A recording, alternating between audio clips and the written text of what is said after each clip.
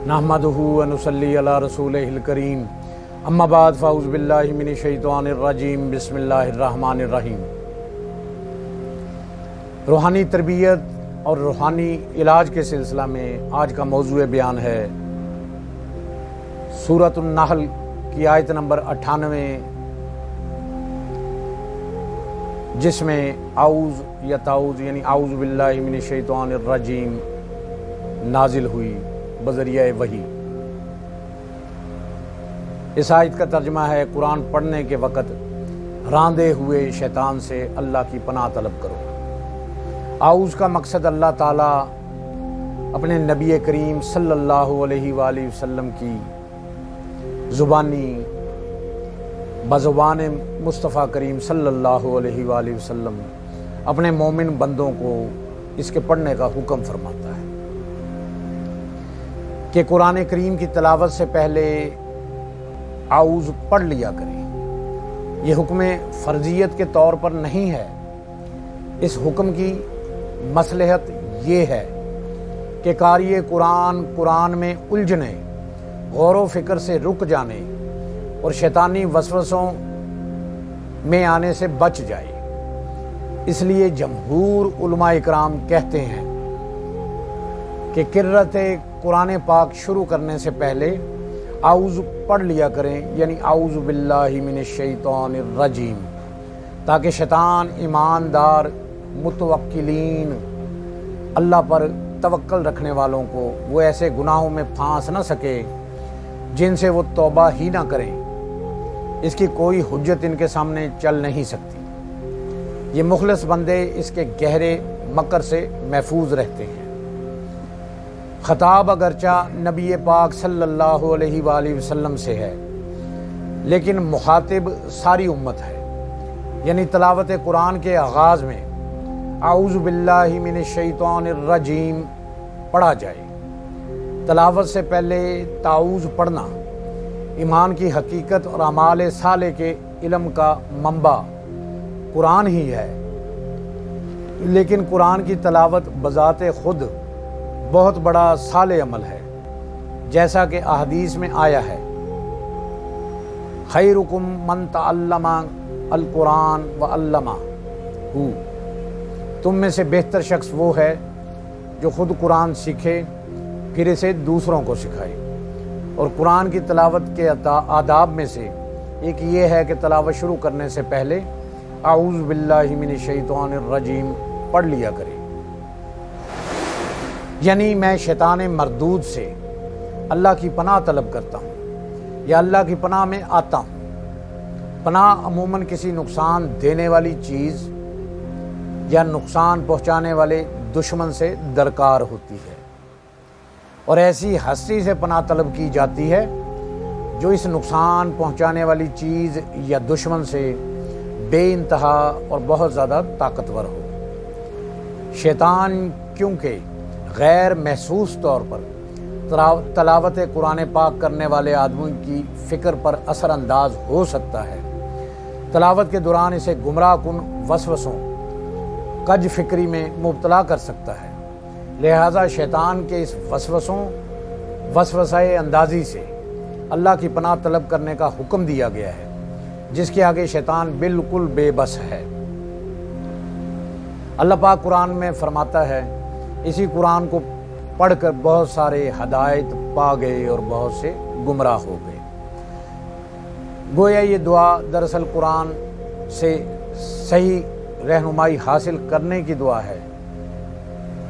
जब शैतान की इंतहाई कोशिश यही होती है कि कोई शख्स कुरान से हदायत ना हासिल करने पाए। हदायत का सरचश्मा कुरान करीम है, इधर गुमराही का सरचश्मा शैतान है, जो इंसान का सबसे बड़ा दुश्मन है। इसे किसी सूरत आदमी का कुरान पढ़ना बर्दाश्त होता ही नहीं, सो वो हर हाल में इसे कुरान पढ़ने से बाज रखता है, और अगर कोई पढ़ने लगे तो इसके दिल में वसवसे डालकर गुमराह करने की कोशिश करता है। इसलिए फरमाया कि जब तुम कुरान पढ़ने लगो तो शैतान से अल्लाह की पनाह मांग लिया करो। और इससे मालूम हुआ कि कुरान पढ़ने से पहले आऊज़ु बिल्लाहि मिनश शैतानिर रजीम के साथ अल्लाह की पनाह की दुआ करना ज़रूरी है, क्योंकि वही हमें इस जालिम से महफूज रख सकता है। शैतान इंसान भी होते हैं और जिन भी। इनसे पनाह की दुआ के साथ इनसे बचने के ज़राए इख्तियार करना भी ज़रूरी है।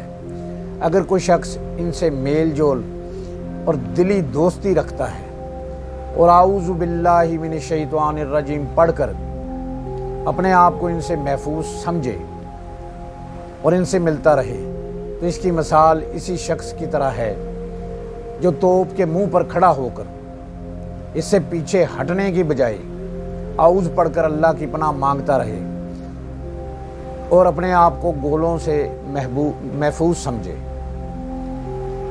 तिलावत कुरान एक ऐसा मसला है जिससे खुद शैतान भागता है। इसके बावजूद जब तिलावत कुरान के साथ शैतान से ताऊज़ का हुक्म दिया गया तो दूसरे अमाल के साथ और भी ज़्यादा ज़रूरी हो गया। इसलिए हर जायज़ और नेक अमल करने से पहले ताऊज़ और बिस्मिल्लाह पढ़ लेना एक इंतहाई अच्छा और मुस्तहब अमल है। इसके अलावा खुद तिलावत कुरान में शैतान वसावस का भी ख़तरा रहता है कि तिलावत के आदाब में कमी हो जाए, तदब्बुर व तफक्कर, खशू व खजू न रहे। तो इसके लिए भी वसवसाए शैतानी से पनाह मांगना ज़रूरी समझा गया है। इंसान के दुश्मन दो किस्म के हैं, एक खुद नूए इंसानी में से जैसे आम कुफार व मुशरिकीन, और दूसरे जिन्नात में से जो शैतान व नाफरमान है। लेकिन पहली किस्म के दुश्मन के साथ इस्लाम ने जिहाद व क़ताल के ज़रिए मुदाफ़ियत का हुक्म दिया है, मगर दूसरी किस्म के लिए सिर्फ़ और सिर्फ अल्लाह से पनाह मांगने का हुक्म दिया गया है। इसकी वजह यह है कि पहली किस्म का दुश्मन इंसान की शक्ल में, यानी अपनी ही जिन्स नूह से है। इसका हमला ज़ाहिर होकर होता है, इसलिए इससे जहाद व क़ताल फ़र्ज़ कर दिया गया है। और दुश्मन शैतानी नज़र नहीं आता, इसका हमला भी इंसान पर आमना सामने नहीं होता, इसलिए इसकी मुदाफ़ियत के लिए एक ऐसी ज़ात की पनाह लेना वाजिब किया गया है जो ना इंसान को नज़र आती है ना शैतान को। और शैतान की मुदाफ़ियत को बहवाला खुदा अल्लाह ताला करने में ये भी मसलहत है। नमाज में आऊज़ु बिल्लाहि मिनश शैतानिर रजीम पढ़ना सिर्फ पहली रकत के शुरू में पढ़ा जाए या हर रकत के शुरू में, इसमें आइम्मा और फुक़हाए दीन और उलमा इकराम के अक़वाल मुख्तलिफ हैं। इमाम आज़म अबू हनीफ़ा रहमतुल्लाह अलैह के नज़दीक सिर्फ पहली रकत में पढ़ना चाहिए और इमाम शाफ़ई रहमतुल्लाह अलैह हर रकत के शुरू में पढ़ने को मुस्तहब करार देते हैं। मसला तिलावत कुरान के अलावा किसी दूसरे काम या किताब पढ़ने से पहले आऊज़ु बिल्लाहि मिनश शैतानिर रजीम यानी ताऊज़ पढ़ना सुन्नत नहीं, वहाँ सिर्फ बिस्मिल्लाहिर्रहमानिर्रहीम पढ़ना ही काफ़ी है। अलबत्ता मुख्तलिफ आमाल और हालात में ताऊज़ यानी आऊज़ु बिल्लाहि मिनश शैतानिर रजीम बिस्मिल्लाहिर्रहमानिर्रहीम पढ़ने की तालीम हदीस में मनकूल है। मसलन जब किसी को गुस्सा ज़्यादा आए तो हदीस मुबारका में है कि आऊज़ु बिल्लाहि मिनश शैतानिर रजीम पढ़ने से शिद्दत ग़ज़ब फ़रू हो जाती है, यानी कम होकर ख़त्म हो जाती है। हदीस में है कि बैतुल खुला में जाने से पहले अल्लाहुम्मा इन्नी आऊज़ु बिका मिनल खुबुसी वल खबाइस पढ़ना मुस्तहब है। हज़रत हसन बसरी रज़ी अल्लाह ताला अन्हु नमाज शुरू करते वक़्त सूरह फातिहा की क़िरात से पहले आऊज़ु बिल्लाहि मिनश शैतानिर रजीम बिस्मिल्लाहिर्रहमानिर्रहीम पढ़ा करते थे। अल्लाह पाक कुरान में फरमाता है, ए मोहम्मद सल्लल्लाहु अलैहि वसल्लम, जब आप कुरान करीम पढ़ना चाहें ख्वा नमाज की पहली रकत में या नमाज के अलावा, तो शैतान लईन से जो कि रहमत खुदावंदी से मरदूद है पनाह मांग लिया करें। इस हुक्म की रूह से कुरान की तिलावत शुरू करने से पहले आऊज़ु बिल्लाहि मिनश शैतानिर रजीम पढ़ना ज़रूरी है। बस नमाज से आऊज़ु बिल्लाहि मिन बस ज़ुबान से आऊज़ु बिल्लाहि मिनश शैतानिर रजीम कह दिया जाए, बल्कि इसके साथ फिल वाक़े दिल में ये ख्वाहिश और ये नीयत और ये कोशिश भी होनी चाहिए कि आदमी कुरान पढ़ते वक्त शैतान के गुमराह कुन वसवसों से महफूज रहे, गलत और बेजा शकूक व शुबहात में मुब्तला ना हो, कुरान की हर बात को उसकी सही रोशनी में देखे और अपने खुद साख्ता नज़रियात या बाहर से हासिल किए हुए तख़य्युलात की आमेज़श से कुरान के अल्फाज को वो मानी और मतलब ना पहनाने लगे जो अल्लाह ताला की मंशा के ख़िलाफ़ हो।